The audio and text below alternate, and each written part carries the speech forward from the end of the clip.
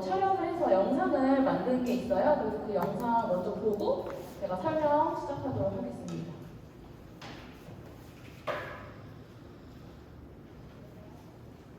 여기 가서 그냥 커피 한 잔 마셔야지 하는 이런 여유로움이 좀 생길 것 같아요. 이 공간이 생기고 이 공간을 자주 이용을 하면서 제 삶에 제 시간이 조금 생긴 것 같아요.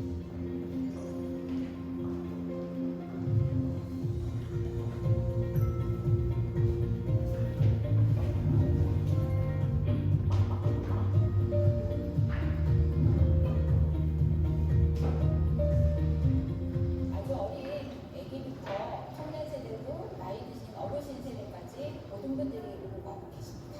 가장 최근에 많이 만나는 거는 30대에서 40대 이 정도에 되는 여성.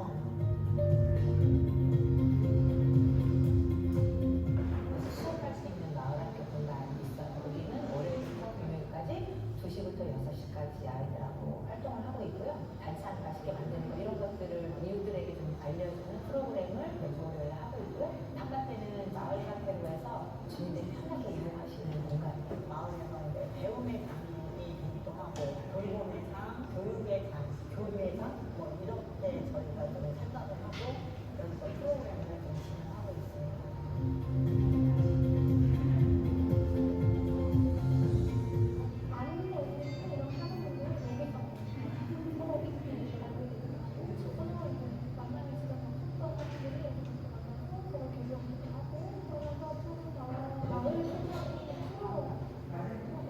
그러니까 아이들은 학교 갔다 오면 집에 안 갑니다. 어르신들은 옛날 찍은 마을에 영상이 들어가세요나 그런 시절 아니고는 기억이 없으셔가지고 영화 같은 거 본다고 했을 때 너무 좋아하시더라고요. 이 공간으로 인해서 많은 엄마들도 만나고 옵션 토론하고 그러니까 서로 다 좋은 것 같아요. 아이들도 저. 지금 이 시대가 개인주의가 되고 있잖아요. 이런 것이 대안으로서 좋다 해서 그렇습니다.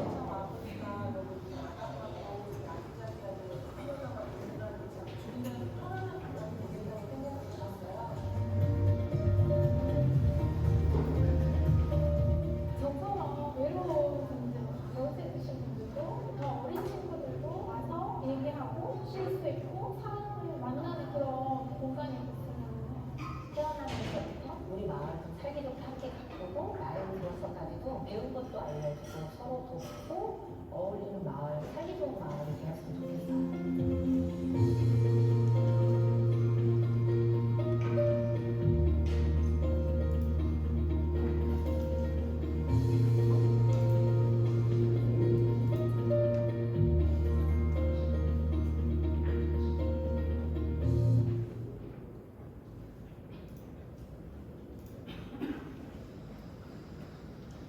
네, 영상에 나온 곳은 이제 11곳, 저희가 2019년에 처음으로 이 사업 시작했을 때 조성했던 11곳의 공동체고, 작년에 하나 더 조성을 했어요. 그래서 지금 시민공유 공간은 지도, 지금 들어오시면서 리플렛 받으셨죠? 12곳이 현재 이제 조성이 완료가 되어 있습니다. 저희 센터는 다들 아시죠? 오늘 오신 분들 보니까 저희 센터를 잘 모르시는 분들은 없는 것 같아요. 간략하게만 저희 센터 소개하면 저희 센터는 대전광역시 민간 위탁 기관으로서 마을 공동체, 대전을 마을 공동체를 활성화하는 것을 돕는 중간 지원 조직이고요. 2013년 10월에 개소했고 이제 2019년부터 이 시민공유공간 지원 사업을 운영하고 있고 올해로 이제 3년째 되고 있습니다.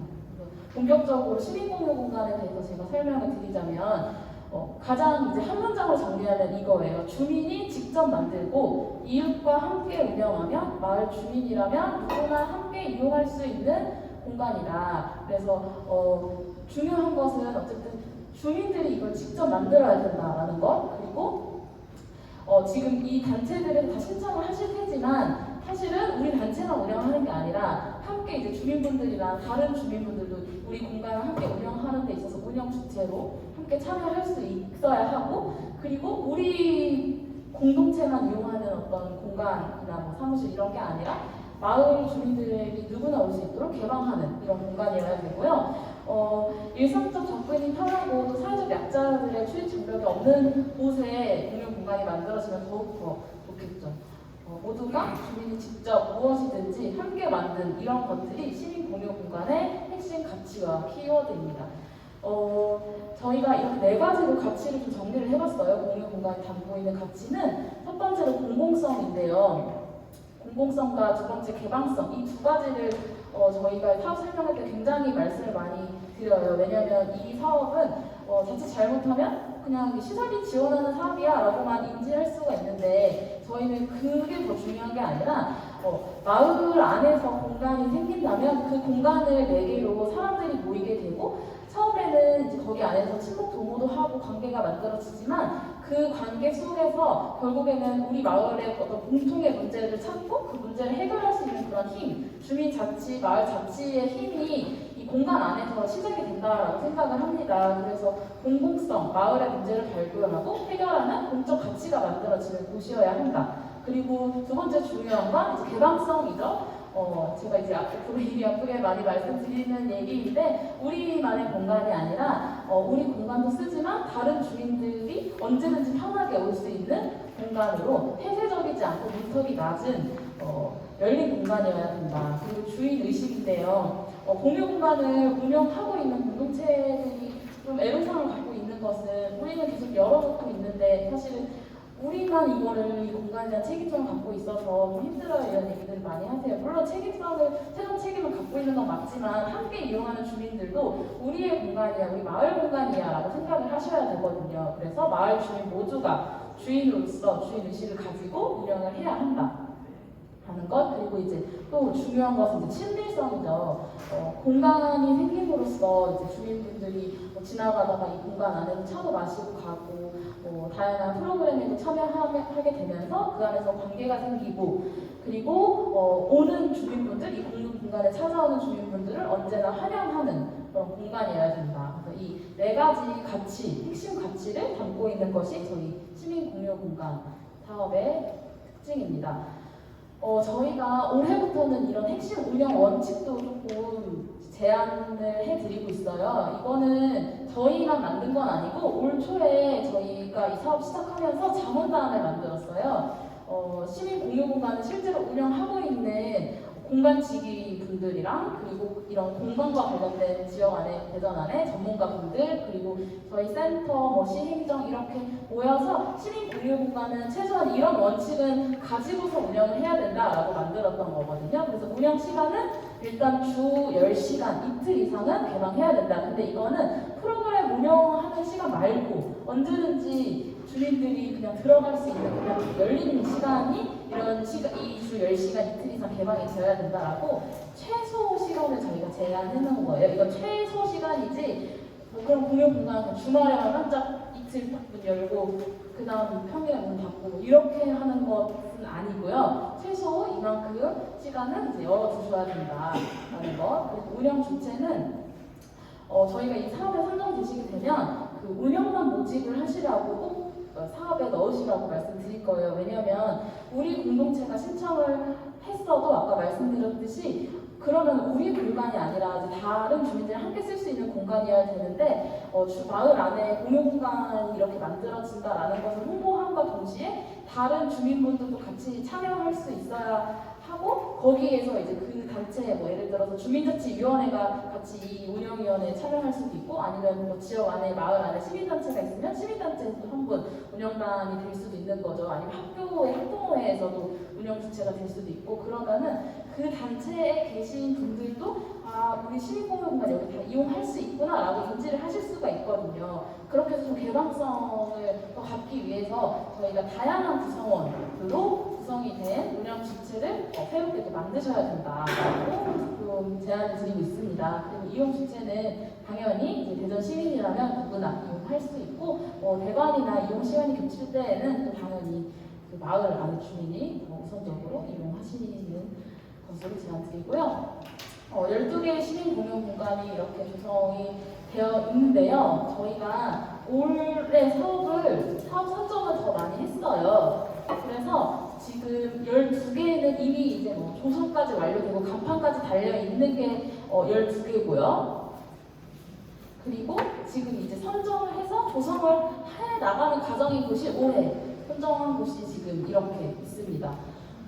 저희가 10개를 이제 선정을 했고 사업 유형을 3가지로 이렇게 나눠서 지금 진행을 하고 있어요. 오늘 이제 이 사업에 신청 관심이 있으신 분들은 이 주민자치형이지만 간략하게 다른 유형을 설명드리자면 민간협력형의 경우는 그 행정의 공간을 행정에도 유휴 공간들이 많이 있거든요. 뭐 예전에 주민센터로 쓰던 행정 공간, 비어 있는 곳, 아니면 뭐 예비군 중대본부로 쓰던 공간, 아니면 뭐 노인회관 건물인데 이제 노인 인구가 많이 또 줄고 있어서 비어 있는 그런 행정의 공간을 주민들에게 열어준다. 주민들이 운영할 수 있도록 사용 권한을 주고 주민이 직접 운영해보셔라라고 하는 것이 이제 민간협력형이라서 이건 저희가 애초에 5개 모집했고 4월 공모했을 때 5개가 다 선정이 됐어요. 네.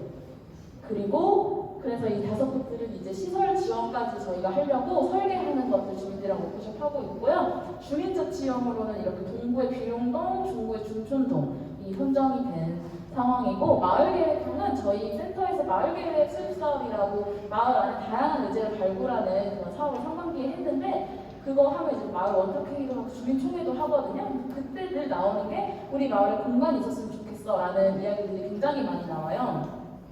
근데 이제 우리 마을에 공간이 있었으면 좋겠지만 공간은 없어. 그런 곳들이 그런 공간이 없어도 이 사업에 들어오셔서 마을계획 수립한 공동체에 한해서 들어오셔서 공간을 그럼 찾는 것부터 한번 해보셔라라고 해서 저희가 시범적으로 올해 3곳 지원을 하고 있습니다.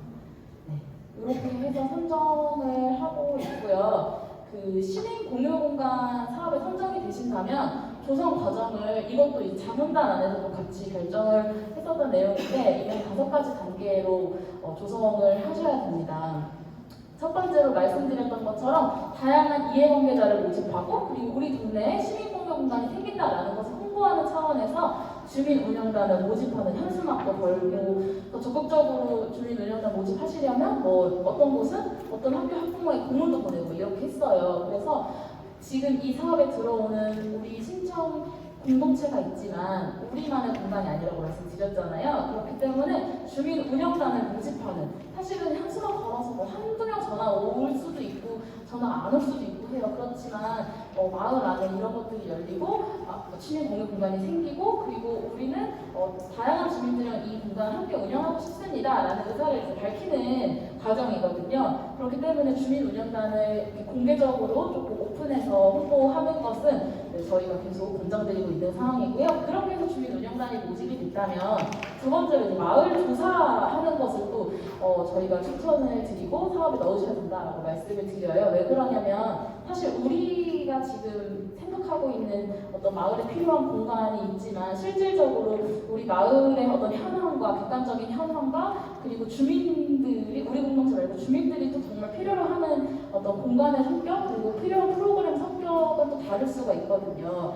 예컨대 중구 석교동의 경우는 시민공유공간의 프로그램이 어르신들을 위한 프로그램이 되게 많아요. 왜냐하면 그 중구 석교동 같은 경우는 노인 인구가 이제 많다 보니까 노인분들이 복지관이나 동물원 가지 않고도 공유 공간에서 좀 주민분들이랑 재밌는 프로그램, 영화 보기 프로그램 이런 것들 하기도 하고 어르신들이랑 영화 보기 프로그램 그리고 어르신들 장수사진 찍기 프로그램 이런 것들 공유 공간 조성하셔서 저희 센터 사업 안에서 지금 하고 계시거든요.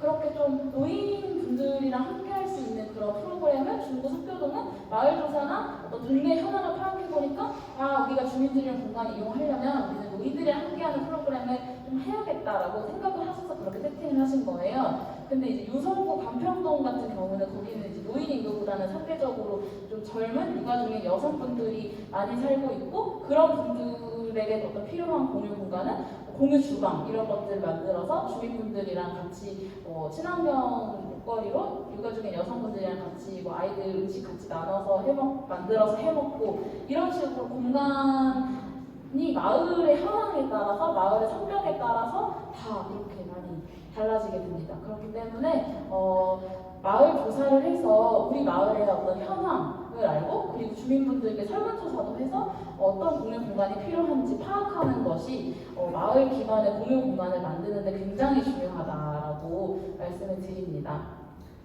그런 다음에 이제 공간 워크숍을 저희가 말씀을 드리는데요. 이제 이거 같은 경우도 마찬가지예요. 첫 번째로 우리 마을에 그래서 어떤 공유 공간이 필요할까요? 마을 원탁회의 한번 해보시는 거예요.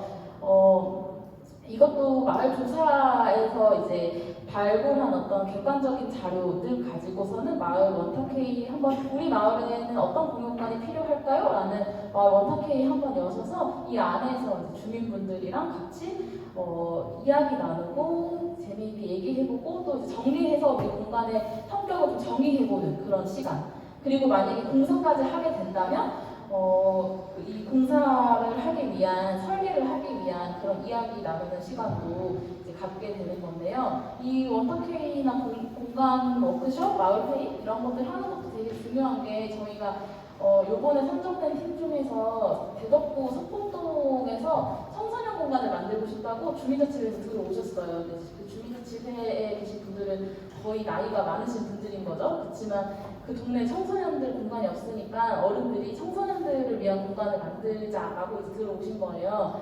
근데 어른들이 생각한 청소년 공간은 혹시 이기준 대표님은 청소년 공간 하면 뭐가 있으면 좋다고 생각하세요? 애들을 위해서? 공부방 있으면 좋겠다. 네. 아이들끼리 서로 소통할 수 있는 공간. PC 있고, 네. 우리 어른들이 이제 그렇게 생각하잖아요. 근데 저희가 공간 워크숍을 청소년들 데리고 했거든요. 근데 거기서 제일 첫 번째 순위로 나온 게 배달 음식 시켜 먹을 수 있는 공간이 있었으면 좋겠다, 애들은. 그리고 두 번째가 수행평가 할 때 자기네들이 어디 갈 데가 없다. 수행평가 할 수 있는 공간이 있었으면 좋겠다. 이런 것들 나왔어요. 그러니까 이런 게 주민 정말 이용할 주체들에게서부터 나온 의견인 거죠. 그래서 이런 워크숍을 하지 않았다면 아마 그냥 저희도 PC 할 수 있는 공간 만들고 애들 공부해야 되니까 공부할 수 있도록 독서실장 만들고 그랬을 수도 있는데 정말로 그걸 이용하려고 하는 이용 주체들의 이야기를 들으니까 또 다른 결과가 나오더라고요. 그래서 이런 과정들이 되게 필요한 과정이었다라고 말씀드리고 그런 다음에 이제 공사를 하게 되면 이 내용들을 바탕으로 공사를 하고 이제 마지막으로 배수를 하는 이런 과정으로 시민 공유 공간은 조성을 합니다. 그래서 계속 말씀드리는 내용은 우리 마을에 정말 필요한 공간이어야 하고 우리 마을의 상황을 반영한 공간이어야 되고 주민의 필요를 반영한 공간이어야 된다는 것입니다. 이번 공모는요 사업 기간이 8월부터 11월까지입니다. 길지는 않은 시간이고요. 하반기 동안 좀 압축적으로 진행해야 될 것 같고 사업 대상은 이제 관내에 민간 공간을 확보한 마을 공동체 단체로서 3년 이상 시민 공유 공간 운영이 가능해야 합니다. 그리고 뭐 개인이나 영리 사업자가 들어오는 건 아니고 마을 공동체 단체가 들어오셔야 되고 어쨌든 조건은 공간을 확보를 해서 임대차 계약서까지 이제 가지고 이 사업을 내셔야 되는 거예요. 참고사항으로 이제 단체는 비영리 민간 법인이거나 민간 단체 그리고 임의단체 마을 공동체는 거의 대부분 이 고유번호증 비영리 법인으로 보는 임의단체 고유번호증을 갖고 계시죠. 그래서 이 단체증 그리고 협동조합 사회적 기업을 말하고요. 그리고 중요한 게 좀 이 부분이에요. 저희 대전시에서 공동체 관련된 공모사업들 많이 하고 있는데 대전형 좋은 마을 만들기 사업이나 풀뿌리 미디어 사업은 예산 출처가 다 같아요. 대전시의 지역 공동체 과예요. 자치구에서 진행되고 있는 사업들도 자치구에서 진행되고 있는 해보자 사업, 뭐 씨앗 사업, 새싹 사업 이런 것들 있잖아요. 이 사업을 이미 받고 있는 공동체는 중복으로 올해부터는 보기 때문에 선정해서 제외합니다. 그리고 이제 주민 운영자 명부, 주민 참여자 명부 내실 때 이제 가족으로 막 다 채워서 내시는 경우가 있는데 그건 안 되고요. 직계 가족은 이제 1인, 그리고 한 가족에서는 한 명만 그 참여자 명부를 쓰셔야 됩니다. 그리고 공간은 2021년 1월부터 3년 이상 사용이 가능한 공간으로 임대차 계약서를 갖고 오시면 됩니다. 네, 저희 공고 기간은 7월 30일 6시까지예요. 거의 30일 6시 간당간당해서 사업 신청서를 내시더라고요. 근데 이번 공모사업은 정말 내셔야 될 서류들이 많기 때문에 최소한 그래도 한 3, 4일 전에는 접수를 해주셔야지 저희가 어떤 보완할 서류가 없는지 이 서류는 좀 잘못됐는지 어떤 것인지 검토를 한번 해드려야지 그 기간 안에 보완된 서류가 들어와야지 접수가 가능하거든요. 그렇기 때문에 오늘 사업 설명에 오신 분들은 이 내용들을 다 숙지 실시를 하셨잖아요. 네, 그래서 뭐 서류, 특히 임대차 계약서 이거에서 좀 애로사항이 많더라고요. 미리 준비하셔서 반드시 사업계획서는 미리 접수를 해주시길 바랍니다. 그리고 올해 저희 주민자치형으로 8개 선정할 계획이고요. 지원 금액은 400만 원, 한 공동체당 공모사업비가 400만 원인 거예요. 시설비는 이제 이거에서 별도로 지원을 할 예정입니다. 근데 이 지원금의 공동체 사업비의 400만 원에서 자부담 5%는 의무로, 5% 이상은 의무로 편성을 하셔야 돼요. 네. 그리고 이 400만 원으로는 이제 아까 말씀드린 그 단계들 있잖아요. 뭐 운영단 모집하려면 현수막도 만들어야 되고, 그리고 주민들이랑 마을 조사 하려면 다과비 뭐 이런 거 쓰셔야 되고, 소모품 구입비도 쓰셔야 되고, 그리고 공간직이라고 저희 사업 담당자, 일반 공동체 공모사업에서 사업 운영자라는 것을 저희는 공간 운영자라고 좀 이름을 바꿨어요. 공간 운영자분이나 아니면 회계 담당자님 아니면 대표님 세 분 중에 한 분이 이 사업 하시려면 이것저것 다양한 활동들 하시잖아요. 사람도 만나야 되고, 저희 센터도 오고 가셔야 되고, 그런 것들에 대한 활동비를 30%까지 편성을 하실 수가 있고, 네, 강사비도 편성을 하실 수가 있습니다. 편성 세목은 그 마을공동체 공모사업이랑 크게 다르지는 않아요.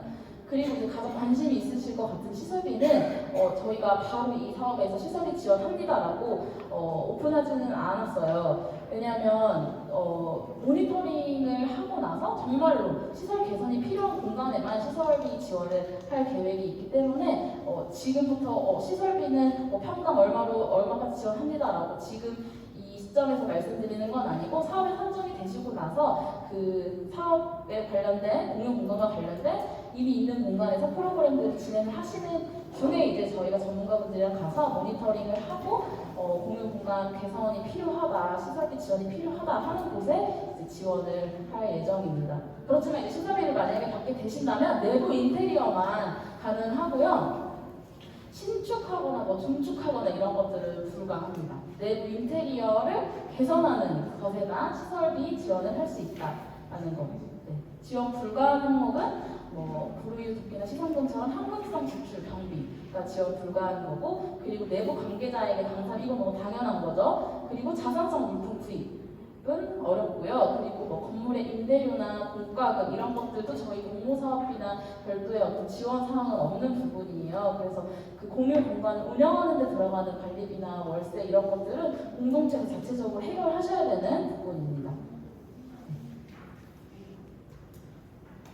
저희의 이제 선정 과정을 간략하게 설명드리자면 7월 30일까지 접수를 하는데, 말씀드렸던 것처럼 시간은 정말 엄수해 주셔야 되고 미리 서류를 준비해 접수해 주셔야 되고요. 1차 서면 심사를 할 거예요. 이때는 이제 어떤 자격 요건 등을 이제 검토를 해서 서면 심사를 하고 난 다음에 이제 8월 3일 화요일에 서면 심사에 선정이 된 팀들에게는 이제 개별적으로 안내를 드릴 겁니다. 그럼 다음에 바로 접수하고 바로 다음 주 4, 5, 6, 3일간 저희가 현장 방문을 할 거예요. 그래서 이거는 미리 좀 예상, 만약에 1차 서면 심사에 선정이 된 팀은 예상을 좀 해주셔야 돼요. 3일간 저희가 돌아다닐 거거든요. 전문가분들이랑. 그래서 공간이 있는, 지금 그 공간에 방문해서 어떻게 생긴 공간인지도 좀 보고 조금 몇 가지 질문 드릴 거예요. 그래서 현장 방문을 할 것이다. 그런 다음에 마지막으로는 이제 아이디어 창원대회라는 걸 열어서 심사를 할 건데요. 보통의 공모사업 심사는 이제 신청서 양식이 있고 거기에 이제 PPT 만들어서 여기 대면 심사하고 가시는 거잖아요. 근데 이제 그런 심사 방식보다는 조금 아까 말씀드린 공공성과 개방성을 위한 어떤 프로그램을 짤 수 있도록 퍼실리테이터랑 저희 센터에서 같이 워크숍을 해서 팀별로 워크숍을 해서 계획서를 그 자리에서 좀 만들어 보고, 그런 다음에 그 내용을 이제 심사위원분들이랑 우리 신청하신 분들 다 같이 있는 자리에서 발표를 하는 것으로 심사를 진행하려고 해요. 그러니까 워크숍 형태로 심사를 진행한다라는 것으로 알고 계시면 됩니다. 그래서 이때는 3인 이상 참석하셔야 되는 부분 말씀을 드리고요. 그리고 3월 12일 목요일에 최종적으로 선정된 공동체 발표하고 나서 이제 협약한 다음에 사업 진행하시면 되고요. 그래서 사업 기간이 그렇게 넉넉지는 않아요. 그리고 공유 공간으로 이제 운영을 하는 와중에 리모델링 여부는 모니터링을 해서 결정을 하고 이제 시설 지원은 하게 된다면 이제 그 기간 안에 진행을 하게 됩니다. 유의사항 다시 한번 말씀드리자면 중복 지원 이 부분 좋은 마을 만들기 사업이랑 풀뿌리 미디어 사업은 선정에서 제외한다. 근데 이 기준이 뭐냐? 이게 공동체 명이 다르더라도 대표자, 사업 담당자, 회계 담당자 3명 중에 1명이 이 사업을 받았으면 중복으로 봅니다. 그리고 가산점 있습니다. 저희가 올해 상반기랑 작년에 시민공유공간 대신인 교육을 한 적이 있어요. 그래서 이 교육을 수료했던 공동체는 사면 심사했을 때 이제 가산점을 부여합니다. 2020년도에는 이 사업을 이 교육 회차가 많았어요. 그래서 3회 이상 수료하신 분, 그리고 2021년도 올해 상반기에는 2번 이상 참석하신 분에게 가산점을 드리고, 이거는 대표님, 사업 담당자, 회계 담당자, 공간 운영자, 회계 담당자 이 3명 중에 1명에게 해당이 됩니다. 네. 그리고 시설비 지원을 만약에 하게 된다면 센터가 직접 업체를 섭외를 하고 집행, 계약하고 집행까지 다 하는 거예요. 그래서 만약에 뭐 시설비를 한 500만 원, 1000만 원 받게 됐다. 그럼 그 돈을 보조금으로 주는 거예요? 라고 물어보시는데 그건 아니고요. 다 저희가 직접 계약하고 집행합니다. 그리고 이제 임차 계약서 이 부분은 이제 아마 거의 대부분이 이 민간 임대해서 임차 계약서를 갖고 오실 거라고 생각을 하고요. 근데 이제 마을에 공동 소유인 경우가 간혹 가다가 있어요. 그럼 그 소유 관계를 증명할 수 있는 서류 가지고 오시고요. 만약에 내 건물이다라고 하면은 일단 내 건물을 공동체한테 이 공간을 사용할 수 있도록 승낙한다라는 사용 승낙서 작성하시고 등기부 등본 가지고 와서 이게 이제 내가 이 공동체 대표인데 이거 내 건물이다라는 걸 증명할 수 있는 서류 내시면 됩니다. 그리고요, 이제 이 사업에 선정이 되시면 월 1회 원래 회의나 교육을 저희가 계속 하고 있어요. 4월에 선정된 팀들은 계속 원래 회의 하고 있거든요. 그래서 이 교육이나 원래 회의에 반드시 참석을 하셔야 되고요. 그 공모사업비 400만 원 드리는 것도 이제 나중에 정산하셔야 되잖아요. 근데 이거 저희 요번에는 월마다 정산하고 있어요. 이제 막바지에 하면 너무 서로 힘들고 또 이렇게 예전에 했던 실수를 되돌릴 수 없는 일이 좀 많기 때문에 괜찮지만 한 달에 한 번씩 좀 정산하고 있으니까 이 부분도 미리 참고해 주시면 되겠습니다. 네, 신청서는 이렇게 생겼는데요.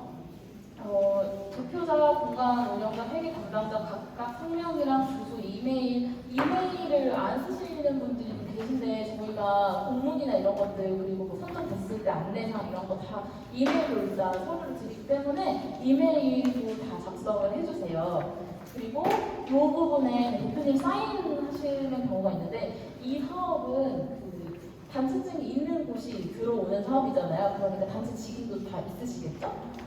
단체 직인으로 찍어주셔야 되지 대표님의 뭐 사인이나 대표님 도장을 찍는 건 아니다. 라고 말씀드리고요. 그 단체 소개서 이거는 그냥 쭉 내용 채우시면 돼요.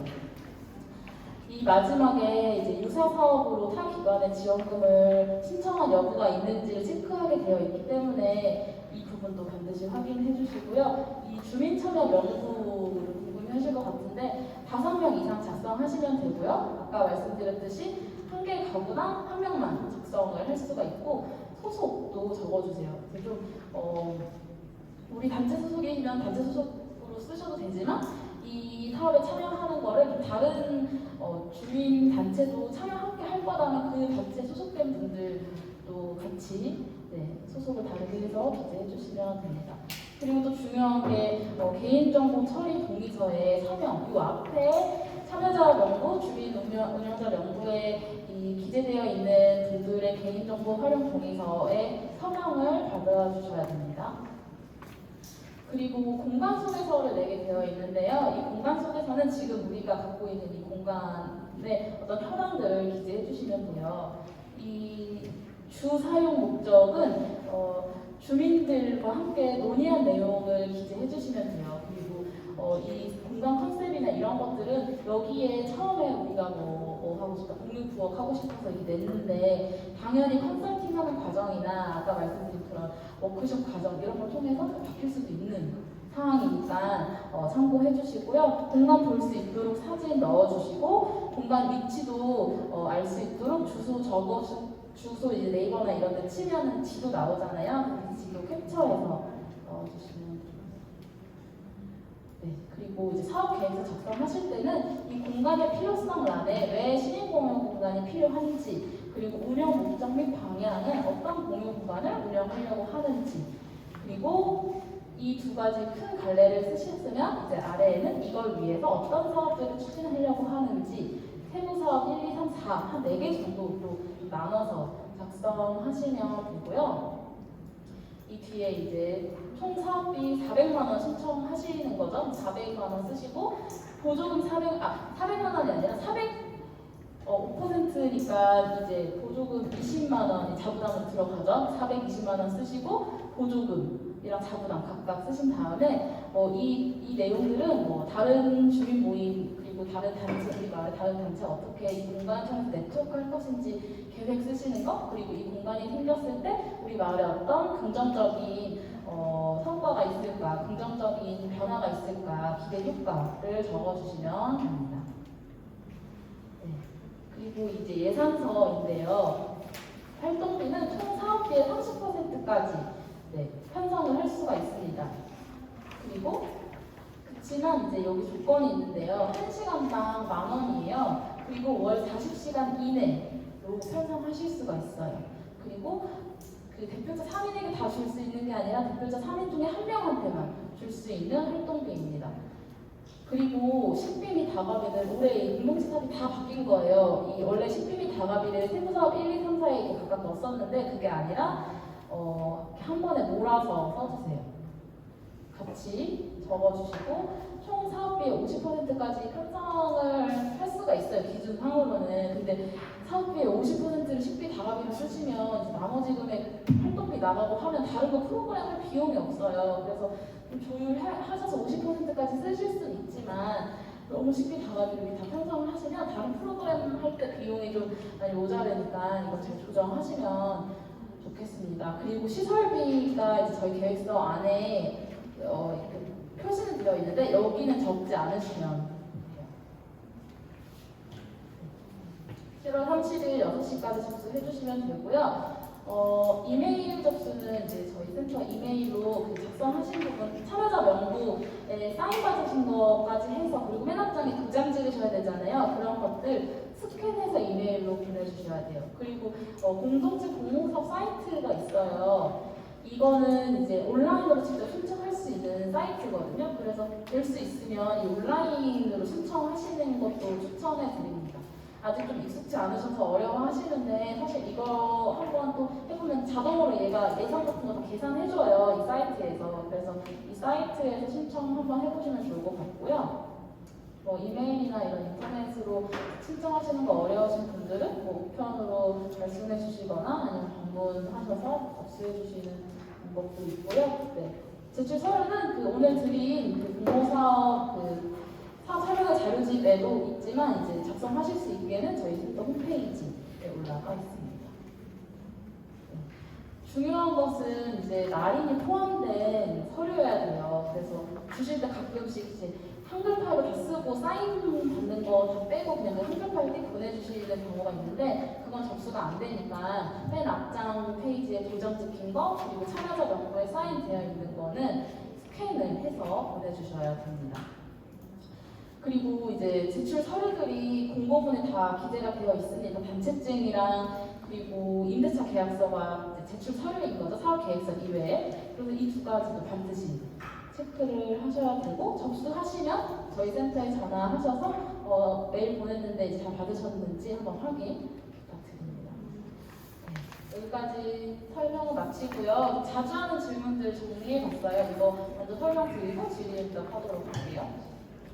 네, 시설비 지원은 왜 안 해주냐요? 라는 질문 많이 하는데, 그러니까 그 민관협력형은 어쨌든 행정의 공간인 거잖아요. 그렇기 때문에, 그리고 유휴 공간들이에요. 행정에서 이미 잘 쓰고 있는 공간들은 아니고 행정의 공간이지만 좀 버려져 있고 비어있는 공간들을 공유 공간으로 써야 한다라고 저희가 제안한 공간들이기 때문에, 그러니까 만든 그런 유형의 사업이기 때문에 거기 시설 개선을 하지 않으면 그렇게 쓸 수가 없어요. 근데 이 주민복지형은 민간 공간의 시설비를 지원하는 부분은 사실은 굉장히 신중하고 조심스러운 부분이고, 이미 공간이 또 마련이 잘 되어 있는 곳들도 분명히 있거든요. 그래서 이 공유 공간 사업은 우리 공간을 막 예쁘게 만들고 싶어 이런 사업은 아니고 정말로 어떤 개선이 필요한 부분이 있다라고 하는 경우에 이제 조성을 하는 것이기 때문에 시설비 지원이 주 목적인 사업은 아니다라는 부분을 좀 인지해 주셨으면 좋겠고요. 그 주 10시간 이틀 이상 개방 반드시 해야 되나요? 라는 질문에 네, 시민공연 공간은 개방성이 핵심이기 때문에 최소한 이 정도 시간은 오픈을 해주셔야지 마을 안에 주민분들이 편안하게 같이 이용할 수 있는 공간이 되지 않을까 싶습니다. 그리고 이제 심사 과정 중에 현장 방문과 아이디어 청원들에 질문 많이 하시는데요. 그 현장 방문은 이제 저희 센터랑 그 심사위원 전문가분들이 실제로 그 공간 가셔서 뭐 길게 얘기하진 않을 거예요. 공간 보고 뭐 하면은 한 30분 내외로 소요되는 시간 동안 이제 공간을 볼 거고요. 그리고 아이디어 창안 대회는 사업 계획서 1차 이제 제출하실 것을 기반으로 조금 더 사업 내용을 보완하는 과정으로 워크숍을 같이 진행을 하는 것입니다. 그리고 뭐 저희가 공동체분들 오시라고 해놓고 그냥 공동체끼리 한번 써보세요 이렇게 하는 워크숍 아니고 멘토들 좀 공유 공간에 대해서 같이 좀 학습을 한 어떤 마을 활동가 멘토분들이랑 같이 이 워크숍을 진행할 거니까 너무 걱정하지 않으셔도 되고요. 그리고 이렇게 작성을 한 최종 계획서를 같이 좀 공유하면서 발표하고 심사위원분들에게 다 같이 심사를 받는 시간입니다. 네, 공모 중복 기준은 아까 제가 말씀 많이 드려서 넘어가고요. 저 그냥 혼자인데 이거 사업 추진하려면 어떻게 해야 돼요? 주민 주체 모아야 돼요? 라고 질문하시는 분들이 많은데 아까 말씀드렸듯이 이 사업은 혼자 할 수 있는 게 아니죠. 내가 그냥 내 공간 갖고 있는데 공유 공간을 하려면 사실은 조금 그 앞단의 준비가 더 많이 필요해요. 주민분들이랑 일단 어떤 공동체 조직을 만드는 것부터 시작을 해야 되는 거죠. 그렇기 때문에 이렇게 내가 혼자 공간 운영하고 있는데 이 공간을 주민들이랑 나누고 싶어라고 생각하시는 분들은 조금 더 고민을 해보셔야 될 것 같아요. 그리고 일단 신청을 하려면 보유번호증 단체증이 있어야 되기 때문에 그것도 마찬가지로 어쨌든 어느 정도 좀 조직이 된 활동을 하고 있는 마을 공동체가 신청을 하시는 사업이다. 라고 이해하시면 되고요. 자부담 사업비는 네, 필수입니다. 이게 공모사업비가 사실 뭐 적다하면 적은 금액이고 크다면 큰 금액이지만 어쨌든 이거는 나중물일 뿐이에요. 계속 이 공모사업만 받아서 사실 공간 운영할 수는 없고 결국에는 조금 나중에는 공동체 자체적으로도 뭐 프로그램을 할 수 있는 비용을 마을 안에서 마련하셔야 되고요. 그런 것들에 대한 나중물이고 또 자립하기 위해서는 약간의 비용이지만 자부담을 하셔서 이제 조금 마을 안에서 기금을 좀 모아보는 이런 활동들을 시작해보시면 좋겠습니다. 네, 임대차 계약서 3년의 기준은 2021년 1월부터 3년 이상 사용 가능한 임대차 계약서를 내시면 됩니다. 그리고 이 임대차 계약서를 3년짜리를 내는 이유는 사실은 공유 공간이 선정이 되면 3년 이상은 운영을 해야 하기 때문에 그렇게까지 운영할 수 있는지 그 요건을 보기 위한 것이기 때문에 3년 이상의 임대차 계약서를 내셔야 됩니다. 지역적인 분배를 고려하나요? 라는 질문도 하시는데요. 만약에 그 동네에 좀 유사한 성격의 공간이 이미 있다면 심사에서는 고려할 대상입니다. 저희는 대전 안에 다양한 공간의 시민 공유 공간을 마련을 해야 하는 또 역할이 있기 때문에 이미 기존에 좀 유사한 시설이 있다면 심사 과정에서 이 부분을 고려를 할 거고요.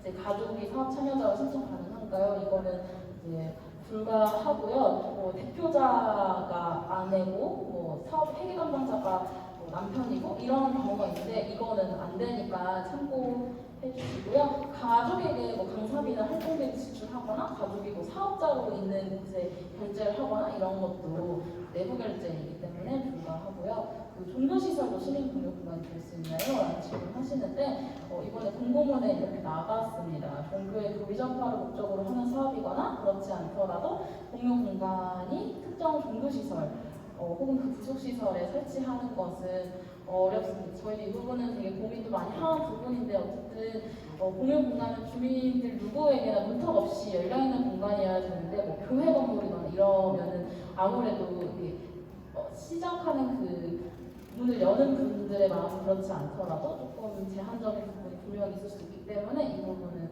어렵다는 점. 네. 드리고요. 네, 자주 하는 질문 여기까지 설명드리고 이제 좀 설명 들으시면서 궁금했던